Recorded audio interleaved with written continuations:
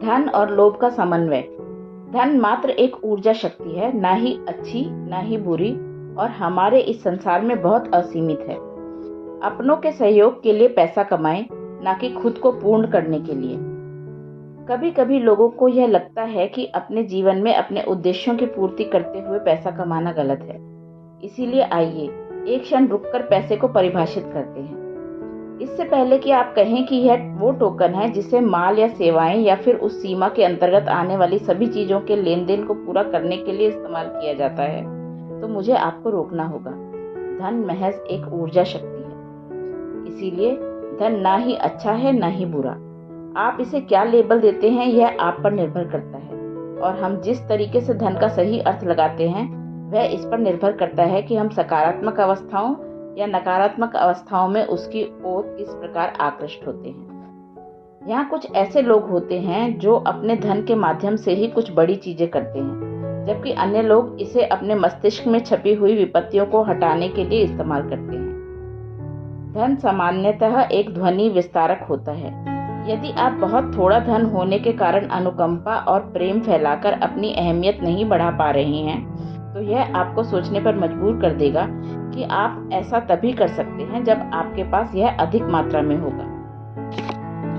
धन उनके पास अधिक होता है जो यह मानते हैं कि वे इसके योग्य हैं और इसे प्राप्त कर सकते हैं।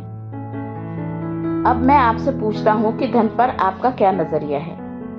क्या आप यह सोचते हैं कि आपके पास धन अधिक होना चाहिए? धन पर आपका अवचेतन मन का विचार और अनुभव ही आपकी वर्तमान वास्तविकता प्रकाशित करेगा, और यदि आपकी यही भावना होगी तो आपको यही महसूस होगा। कुछ लोग कहते हैं कि धन ही सभी बुराइयों की जड़ होता है, फिर भी वे इसकी चाहत रखते हैं। यह कुछ इस तरह होता है जैसे किसी बर्गर किंग पर जाना, ऑर्डर करना और अपना खाना लिए बिना बाहर आ जाना। इस जगत को यह कैसे पता चलेगा कि आपने आग्रह करने से पहले ही इसे रद्द कर दिया है? हम में से कुछ लोग यह मानते हैं कि अधिक धन की चाहत गलत होती है। हमें कहा जाता है कि हम लोभी हो रहे हैं। सचमुच हम में से बहुत से लोग धन की चाह रखते हैं, जिससे हम वित्तीय स्वतंत्रता का अनुभव कर सकें और हम बिना बंधन के अपनी इच्छा के अनुरूप जीवन शैली का निर्वाह कर सकें। इसमें शायद वह चाहत शामिल होगी जिसमें हम बिना खर्चे की चिंता किए हुए अपने प्रियजनों के साथ जब चाहे छुट्टियां मनाने का आनंद ले सकते हैं। यदि आप इसे लोभ के रूप में देखते हैं क्योंकि दूसरे इस जीवन शैली को कभी नहीं पा सकेंगे, तो आप यह मान चुके हैं कि धन की आपूर्ति सीमित है और दूसरे लोग आपके समान स्तर की स्वतंत्रता का अनुभव करने के लिए अपनी वर्तमान जीवन शैली से ऊपर कभी नहीं उठेंगे। लोभ इस आधार पर काम करता है कि यहाँ किसी विशेष चीज की सीमित आपूर्ति है और जिसकी आपको अधिक से अधिक जरूरत है, जो परिणाम स्वरूप दूसरे व्यक्ति के सुख में कटौती होने पर आपको प्राप्त होगी। हमें ऐसा सोचने के लिए प्रेरित किया जाता है कि जो हमें चाहिए वह सीमित मात्रा में उपलब्ध है, जबकि सच यह है कि वह प्रचुर मात्रा में उपलब्ध है जो कि इस सृष्टि द्वारा प्रदान की गई है। सीमितता उस दशा में मात्र आपके मस्तिष्क की ही उपज है।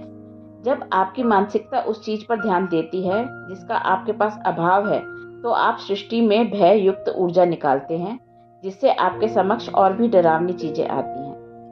आपको धन खोने का डर लगने लगता है, इसीलिए आप इसकी और अधिक सुरक्षा करने लगते हैं।